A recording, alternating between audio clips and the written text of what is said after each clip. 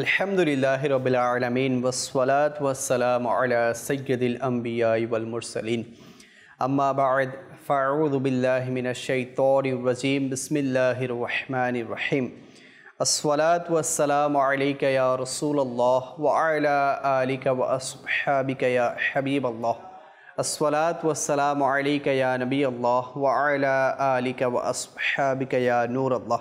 মাদানী চ্যানেলের দর্শক শ্রোতা, দেখছেন অনুষ্ঠান আসুন কল্যাণের দিকে। যে যেখান থেকে শরিক হয়েছেন আপনাদের সবাইকে জানাচ্ছি আমাদের এই অনুষ্ঠানের পক্ষ থেকে অসংখ্য শুভেচ্ছা এবং অভিনন্দন। আসুন, যেহেতু অনুষ্ঠান শুরু হয়েছে, এর পূর্বে ভালো ভালো কিছু নিয়ত করে নেই। রসুল পাক সাল্লাল্লাহু আলাইহি ওয়াসাল্লামের ফরমান, নিয়াতুল মুমিনি খায়রুম মিন আমালিহি, মুসলমানের নিয়ত তার আমলের চেয়ে উত্তম। আসুন আমরাও নিয়ত করি যে আল্লাহ তাআলা এবং তার রসুল সাল্লাল্লাহু তাআলা আলাইহি ওয়া আলিহি ওয়াসাল্লামের রেজামন্দি হাসিলের উদ্দেশ্যে শুরু থেকে শেষ অবধি আমরা এই অনুষ্ঠানটি দেখব। যে আলোচনা হবে তার উপর আমল করব এবং অপর ভাইয়ের নিকট পৌঁছে দেওয়ার চেষ্টা করব। আপনারা সকলেই জানেন যে এই অনুষ্ঠানে আমরা কল্যাণের পথে আসার জন্য বিভিন্ন সংশোধনমূলক বিষয় নিয়ে আলোচনা করে থাকি। বিশেষ করে যারা যুব সমাজ আছে, তরুণ সমাজ আছে, এই সমাজকে বাঁচানোর জন্য, এই সমাজকে সঠিক পথের দিশা দেওয়ার জন্য আমরা এই অনুষ্ঠানে বিভিন্ন টপিক নিয়ে আলোচনা করে থাকি। আজকে ইনশাআল্লাহুল কারীম একটি বিষয় নিয়ে আমরা আলোচনা করব। আসুন এর পূর্বে আমরা দরুদে পাকের ফাজাইল শুনে নেই, যেটি তিরমিজি শরীফের হাদিসের মধ্যে এসেছে। তাজেদারে রিসালাত শাহে নবুয়াত হুজুর পুরনূর সাল্লাল্লাহু তাআলা আলাইহি ওয়া আলিহি ওয়াসাল্লাম ইরশাদ করেন, আউলান নাসি বিয়াউমাল কিয়ামতি আকসারুহুম আলাইয়া সলাতান। অর্থাৎ কিয়ামতের দিন মানুষের মধ্যে আমার সবচেয়ে নিকটবর্তী সেই ব্যক্তি হবে যে আমার প্রতি বেশি পরিমাণে দরুদ শরীফ পাঠ করে। তো আমাদের উচিত কিয়ামতের দিন নবী পাক সাল্লাল্লাহু আলাইহি ওয়াসাল্লামের কাছে থাকার জন্য, ওনার শাফাআত পাওয়ার জন্য বেশি বেশি দরুদ শরীফ পড়া। আল্লাহ কারীম আমাদের সবাইকে তৌফিক ও আমল করার সে ব্যবস্থা করে দিক। সল্লু আলাল হাবিব সাল্লাল্লাহু তাআলা আলা মুহাম্মদ সাল্লাল্লাহু তাআলা আলাইহি ওয়াসাল্লাম। তো দর্শক শ্রোতা, আজকে আমরা যে বিষয় নিয়ে আলোচনা করব তা হচ্ছে খারাপ সংস্পর্শের ক্ষতি। আমরা সবাই কোনো না কোনো সঙ্গ, কোনো না কোনো সংস্পর্শ লাভ করি। কারো কাছে যাই, কারো কাছে বসতে পছন্দ করি, কারো সাথে মেলামেশা করতে পছন্দ করি। তো আমরা কাদের সাথে মিশছি, কাদের সাথে কথা বলা, কাদের সাথে ওঠা বসা, তো ইনশাআল্লাহুল কারীম যার সাথে বসছি সে যদি খারাপ হয় তাহলে এর ক্ষতি কি, আর ভালো সঙ্গের বরকত কি, ইনশাআল্লাহুল কারীম আজকের অনুষ্ঠানের মাধ্যমে আপনাদের সামনে তুলে ধরার চেষ্টা করব। শেখে তরিকত আমির আহলে সুন্নাত দাওয়াত ইসলামের প্রতিষ্ঠাতা হযরত আল্লামা মাওলানা আবু বিলাল মুহাম্মদ ইলিয়াস আত্তার কাদেরী রজভী জিয়াই দামাত বারকাতুহুল আলিয়া তার বিশ্ববিখ্যাত একটি কিতাব নেকির দাওয়াত এর 236 নং পৃষ্ঠায় একটি ঘটনা এভাবে লিখেন, এক মহল্লায় এক ধরনের অজানা দুর্গন্ধ অনুভূত হতে লাগলো। এলাকাবাসীরা অনেক খোঁজাখুঁজির পর কোথাও গিয়ে এই দুর্গন্ধের উৎস আবিষ্কার করল। সে দুর্গন্ধ একটি বন্ধ ঘর থেকে আসছিল। অতএব পুলিশকে খবর দেয়া হলো। যখন পুলিশের উপস্থিতিতে লোকেরা তালা ভেঙে ঘরে প্রবেশ করল, তখন এটা দেখে সকলেই অবাক হয়ে গেল যে খাটের উপর এক যুবকের লাশ পড়ে আছে এবং এর কিছু অংশ পচে গিয়েছে। আর সেখানে পোকা বিলবিল করছে। এই দৃশ্য দেখে শিশুরা সহ বেশ কয়েকজন বেহুশ হয়ে পড়ল। খোঁজখবর নিয়ে জানা গেল এই যুবকটি মজদুরি করার জন্য এই এলাকায় এসেছিল, ভাড়া ঘরে থাকতো এবং কিছু জুয়ারিদের সাথে, যারা জুয়া খেলে তাদের সাথে তার বন্ধুত্ব ছিল। একদিন এই যুবক জুয়া খেলায় তার বন্ধুদের থেকে অনেক টাকা জিতে নেয়। হেরে যাওয়া জুয়ারি বন্ধুরা হারানো টাকা পুনরুদ্ধারের জন্য, আবার ফিরে পাওয়ার জন্য তাকে গলায় ফাঁস দিয়ে এবং বিদ্যুতের শর্ট দিয়ে মেরে ফেলে। অতঃপর তাকে কবরস্থ না করে ঘরে তালা লাগিয়ে পালিয়ে যায়। প্রিয় ইসলামী ভাইরা, আপনারা শুনলেন তো অসৎ পথে চলাফেরা কিরূপ ধ্বংসের কারণ, এবং অসৎ কাজে থাকা বা অসৎ সঙ্গে থাকা নির্বোধের কিরূপ ভয়ানক পরিণতি হয়ে থাকে। নিঃসন্দেহে অসৎ সঙ্গ মানুষকে একেবারে নিঃশেষ করে দেয়, ধ্বংস করে দেয়। অসৎ লোকের সংস্পর্শে থাকা যেন বিপদ আপদ ও বালা মুসিবতের দরজা খুলে দেয়। অনেক সময় এই অসৎ বন্ধুরা নিজেদের স্বার্থেই আপন সাথীরই প্রাণের শত্রুতে পরিণত হয়। এর মতো জীবিত থাকার অধিকারী ছিনিয়ে নেয় এবং মারাত্মক কষ্ট দেওয়ার পর মৃত্যুর মুখে ঠেলে দেয়। আর এমনিভাবে অসৎ বন্ধুদের সহচর্য অবলম্বনকারী সমাজে দৃষ্টান্তমূলক চরিত্র হয়ে যায়। এখনই আমরা জুয়ারিদের সংস্পর্শে থাকা ব্যক্তির শিক্ষণীয় মৃত্যুর ঘটনা শুনলাম। আমাদের উচিত অসৎ বন্ধু, বিশেষ করে যারা জুয়ারি, এদের মন্দ সহচর্য থেকে নিজেকে বাঁচিয়ে রাখা। কেননা জুয়ার আপদে লিপ্ত ব্যক্তিরা নিজের পরিশ্রমে অর্জিত সকল পুঁজি খাটিয়ে নিজেকে ক্ষতির সম্মুখীন করে ফেলে। তো এজন্য আমাদেরকে জুয়া নামক মন্দ অভ্যাস থেকে নিজেকে বাঁচতে হবে, এবং কেউ যদি এই মন্দ অভ্যাসে লিপ্ত থাকে তার সঙ্গ থেকেও বাঁচতে হবে। আজকে যদি আমরা দেখি বিভিন্ন গেমসের নামে, বিভিন্ন খেলার নামে জুয়ার প্রচলন হয়ে থাকে, তো এগুলো ঠিক না। আর এরকম মানুষের সঙ্গ লাভ করাও ঠিক না। কেন ঠিক না? তাফসিরে সিরাতুল জিনানের 3য় খণ্ডের 24 পৃষ্ঠায় রয়েছে, জুয়ার কারণে জুয়ারিদের মনে হিংসা, বিদ্বেষ এবং শত্রুতা সৃষ্টি হয়ে যায় এবং অনেক সময় তা হত্যাযোগ্য পর্যন্ত পৌঁছে যায়। জুয়ার কারণে ধনী ব্যক্তি মুহূর্তেই গরিব হয়ে যায় ও দারিদ্রতার শিকার হয়ে যায়। আনন্দঘন পরিবার করুণ দৃশ্য উপস্থাপন করতে থাকে।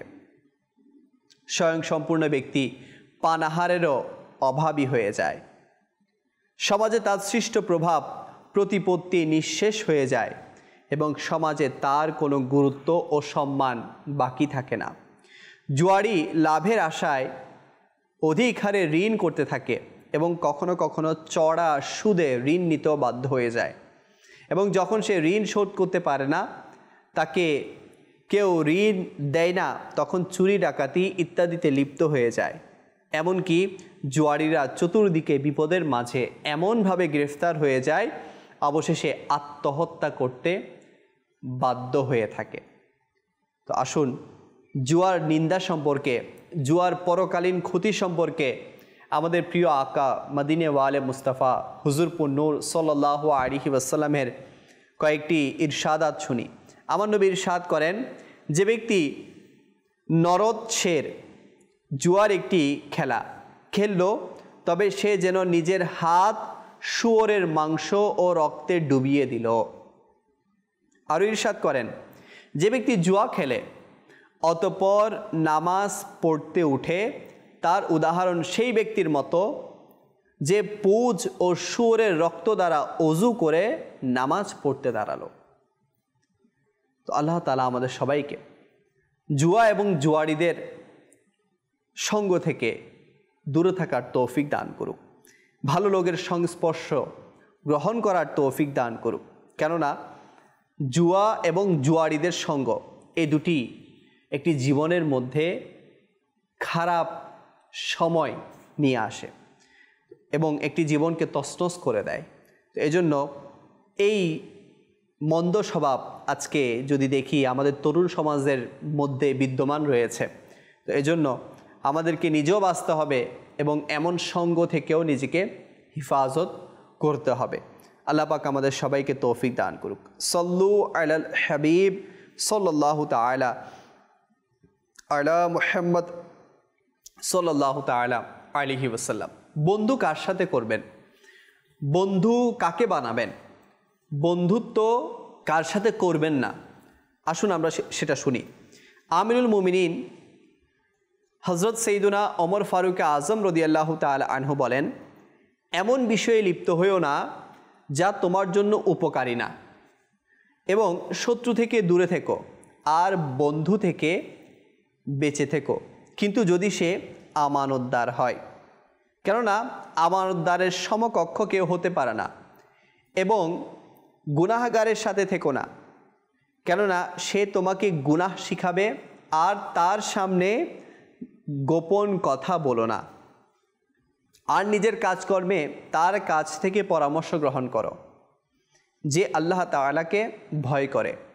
আমিরুল মুমিনিন হযরত সৈয়দুনা মাওলা আলী শেরে খোদা কাররামাল্লাহু তাআলা ওয়াজহুল করিম আরও ইরশাদ করেন, ফাজির যে প্রকাশ্যে গুনাহগার, গুনাহ সম্পাদনকারী, এমন ব্যক্তির সাথে বন্ধুত্ব স্থাপন করো না, কেননা সে নিজের কাজকে তোমার জন্য সাজিয়ে গুছিয়ে উপস্থাপন করবে এবং সে চাইবে যে তুমিও তার মতো হয়ে যাও আর নিজের নিকৃষ্ট কুঅভ্যাসকে ভালোভাবে দেখাবে। তোমার নিকট তার আসা যাওয়া দোষণীয় এবং লজ্জার কারণ। এবং অপদার্থের সাথেও বন্ধুত্ব করো না, কেননা সে নিজেকে কষ্টে নিক্ষেপ করবে এবং তোমাকে কোনোরূপ উপকৃত করবে না। আর কখনো এটাও হতে পারে যে তোমার উপকার করতে চাইলো কিন্তু ক্ষতি করে বসলো। তার চুপ থাকা বলা অপেক্ষা উত্তম, তার থেকে দূরত্ব নৈকট্য থেকে উত্তম, এবং তার মৃত্যু বেঁচে থাকা থেকে উত্তম। মিথ্যুক ব্যক্তির সাথেও বন্ধুত্ব করবে না, কেননা তার সঙ্গ তোমাকে উপকৃত করবে না। তোমাদের কথা অপরের নিকট পৌঁছিয়ে দেবে এবং অপরের কথা তোমাদের কাছে নিয়ে আসবে। আর যদি তুমি সত্য বলে থাকো তবুও সে সত্য বলবে না। তো দর্শক শ্রোতা, আপনারা শুনলেন যে মাওলা আলী শেরে খোদা, যিনি ইসলামের চতুর্থ খলিফা, উনি আমাদেরকে কি উপদেশ দিচ্ছেন। উনি আমাদেরকে উপদেশ দিচ্ছেন, গুনাহ সম্পাদনকারীদের সাথে বন্ধুত্ব করো না, নির্বোধ লোকের সাথে বন্ধুত্ব স্থাপন করো না, সেই সাথে যারা আমানতদার না তাদের সাথে বন্ধুত্ব স্থাপন করো না, যারা মিথ্যুক এমন ব্যক্তিদের সাথেও তুমি বন্ধুত্ব স্থাপন করো না। তো আমাদের উঠা বসা কার সাথে, যেগুলো বলা হচ্ছে, যে মন্দ অভ্যাসগুলো বলা হচ্ছে, এই সকল ব্যক্তিদের সাথে আমাদের উঠা বসা। আর আমরা মনে করি যে এমন ব্যক্তিদের সাথে উঠা বসা করলেই মনে হয় সমাজে আমার একটা ভালো স্ট্যাটাস থাকবে, ভালো একটা সম্মান থাকবে। আমরা অনেকে মনে করি যারা যত খারাপ তাদের সাথে যদি একটু মেলামেশা থাকে, উঠা বসা থাকে, সমাজের অনেক মানুষ আমাকে ভয় পাবে, একটু শ্রদ্ধা দিয়ে কথা বলবে, একটু সম্মান দিয়ে কথা বলবে, একটু আমাকে ভয় পাবে। তো মনে রাখবেন, কুঅভ্যাস এর কারণে যদি আপনাকে কেউ ভয় পায়, তাহলে তো এটা কোনো সম্মানই না, এটা কোনো শ্রদ্ধাই না। কাল কিয়ামতের দিন আপনি কী জবাব দিবেন? আপনি আপনার আখিরাতকে বরবাদ করে ফেলছেন, নিজের জীবনকে বরবাদ করে ফেলছেন। তো এজন্য আমি যারা মাদানী চ্যানেলের স্ক্রিনের সামনে বসে আছেন, বিশেষ করে যারা তরুণ সমাজ আছেন, আমি আপনাদেরকে অনুরোধ করব, খারাপ সঙ্গ থেকে বাঁচুন। খারাপ সঙ্গ আপনাকে জেল পর্যন্ত পৌঁছিয়ে দেয় অনেক সময়। কিছু ঘটনা আমাদের সামনে এভাবেও আসে, অনেক সময় সোশ্যাল মিডিয়াতেও ভাইরাল হয়, যে আমার সাথে বা কারো সাথে যদি কোনো খারাপ বন্ধুর ওঠা বসা থাকে, তো ওই খারাপ ব্যক্তিটিকে যখন পুলিশ সার্চ করতে আসে বিভিন্ন কারণে, বিভিন্ন ঘটনার কারণে, ঘটনার পারপাসে যখন তাকে সার্চ করতে আসে আর ঘরে তাকে পায় না, তখন এলাকাবাসী থেকে খোঁজ করে যে এই ব্যক্তিটি কোথায়, এই ব্যক্তিটার সাথে কার উঠা বসা, আমাদেরকে বলুন। তখন এলাকাবাসীও বলে যে অমুক ছেলেটার সাথে ওই ব্যক্তির ওঠা বসা ছিল, তারা সবসময় একসাথে একসাথে খেত, একসাথে চলতো। তো আমি বা যে ব্যক্তি তার সাথে ওঠা বসা করতো, তার অথচ কোনো গুনাহও ছিল না, শুধু তার সাথে একটু ওঠা বসা করতো, আসামিকে না পেয়ে তার সাথে যে উঠা বসা করতো তাকে ধরে নিয়ে গেছে, তাকে জিজ্ঞাসাবাদ করছে, সে কোথায়, বলো বলো বলো, অথচ সে জানে না। তো এই জন্য আমি বলছি যে খারাপ সঙ্গ, খারাপ বন্ধু অনেক সময় জেল পর্যন্তও পৌঁছিয়ে দেয়। এতে আপনার কোনো দোষও থাকে না, কিন্তু জেল পর্যন্ত চলে যেতে হয়। তো এই জন্য ভালো লোকের সঙ্গ লাভ করুন, আমানতদার ব্যক্তির সঙ্গ লাভ করুন, সত্যবাদীদের সঙ্গ লাভ করুন, নেককার মানুষদের সাথে বন্ধুত্ব স্থাপন করুন। হযরত সাইয়্যিদুনা জাফর বিন সুলাইমান রাহমাতুল্লাহি তাআলা আলাইহি বলেন, আমি একটি কুকুরকে হযরত সাইয়্যিদুনা মালিক বিন দিনার রাহমাতুল্লাহি তাআলা আলাইহি এর পেছনে পেছনে চলতে দেখে বললাম, হে আবু ইয়াহিয়া। মালিক বিন দিনারের এটি উপনাম ছিল। হে আবু ইয়াহিয়া, আপনার সাথে এটি অর্থাৎ এই কুকুরটি। তখন তিনি বললেন, এটি অসৎ বন্ধু থেকে উত্তম, এই কুকুরটি খারাপ বন্ধু থেকে উত্তম।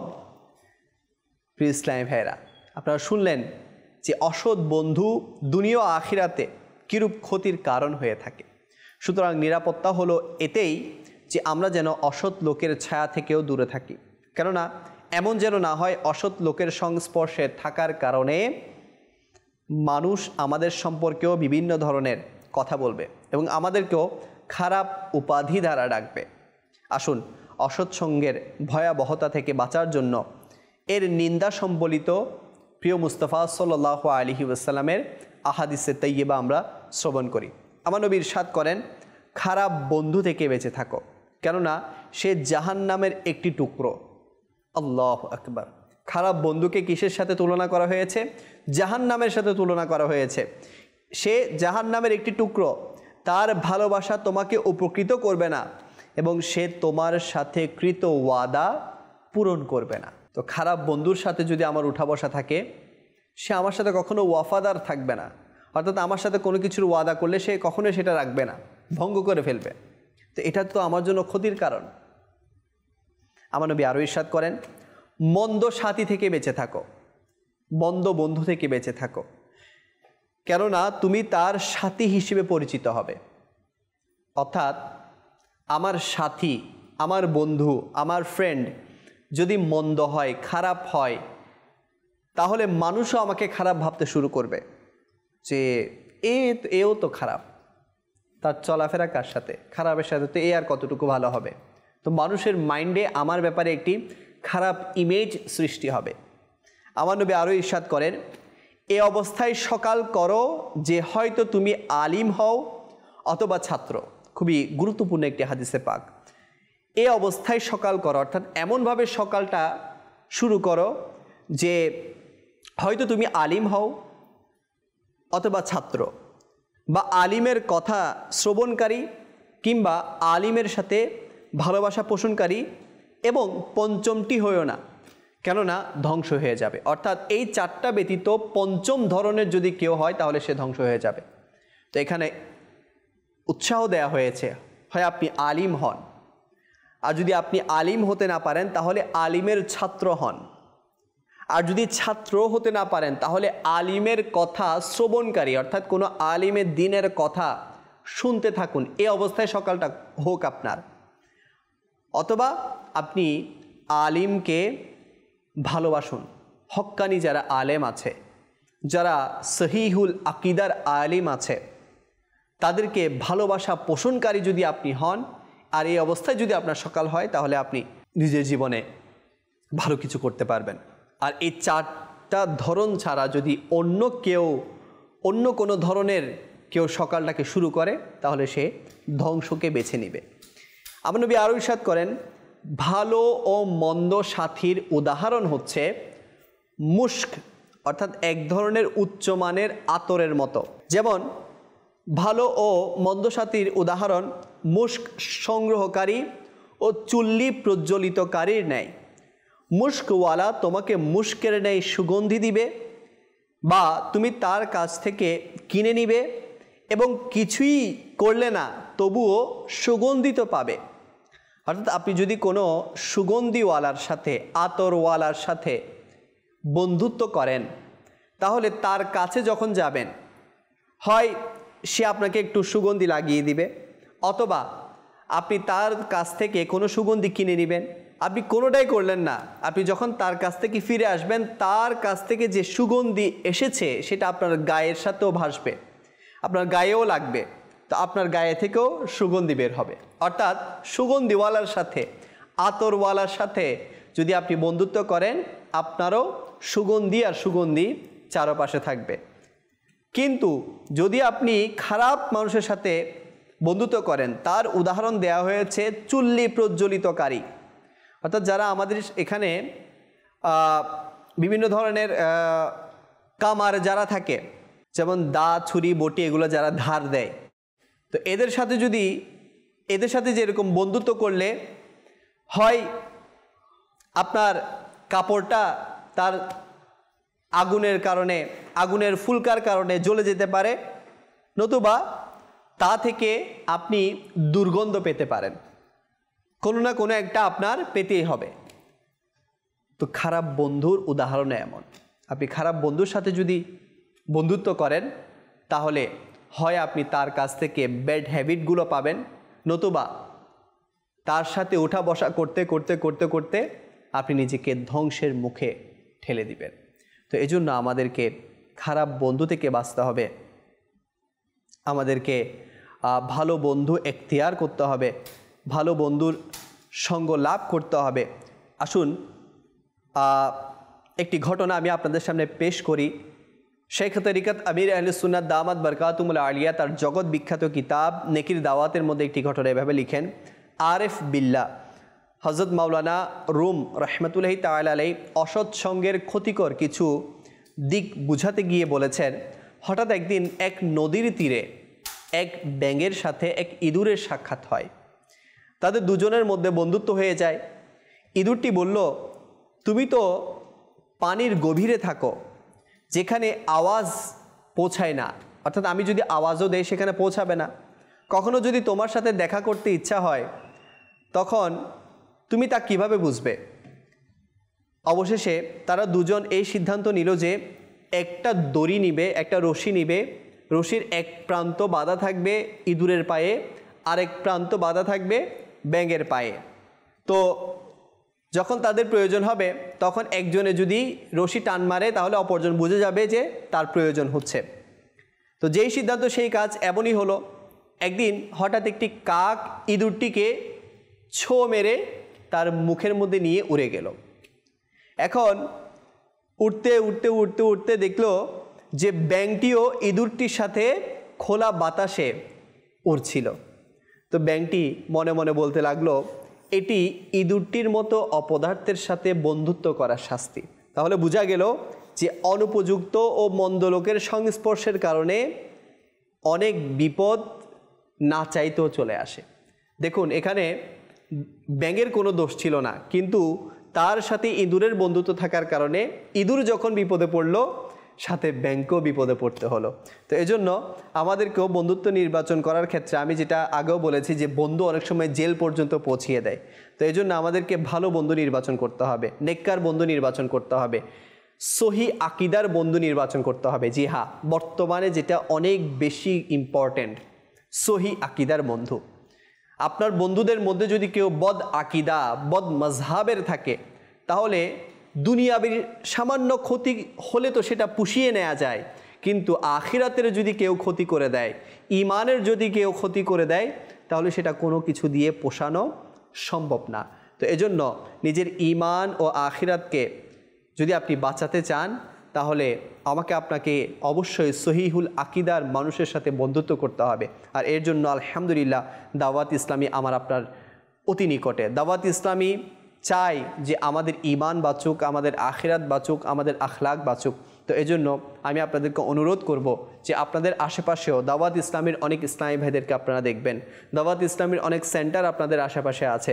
দাওয়াত ইসলামীর ওয়েবসাইট আপনাদের একেবারে হাতের নাগালে। তো আমি বলবো দাওয়াত ইসলামী অনেকগুলো মাধ্যম রেখেছে দাওয়াত ইসলামের সাথে কানেক্ট হওয়ার। তো আমি বলবো যে দাওয়াত ইসলামের সাথে কানেক্ট হয়ে যান, নিজের ঈমান বাঁচান, আখলাক বাঁচান, আখিরাত বাঁচান। ইনশাআল্লাহুল করিম দাওয়াত ইসলামের ইসলামী ভাইদের সাথে থাকলে আপনার সৎ সঙ্গ নসিব হবে, উত্তম সঙ্গ নসিব হবে এবং কাল কিয়ামতের দিন আপনি জান্নাত পর্যন্ত পৌঁছাতে সক্ষম হবেন ইনশাআল্লাহুল করিম। আজকে এতটুকুই। যা কিছু শুনেছি আল্লাহ করিম আমাকে, আপনাকে, আমাদের সবাইকে এর উপর আমল করার তৌফিক দান করুক ইনশাআল্লাহুল করিম। আগামী পর্বে অন্য একটি বিষয় নিয়ে আপনাদের সামনে হাজির হব। আপনাদের সুস্থতা কামনা করে এখানে শেষ করছি। সাল্লু আলাল হাবিব সাল্লাল্লাহু তাআলা আলা মুহাম্মদ সাল্লাল্লাহু আলাইহি ওয়াসাল্লাম।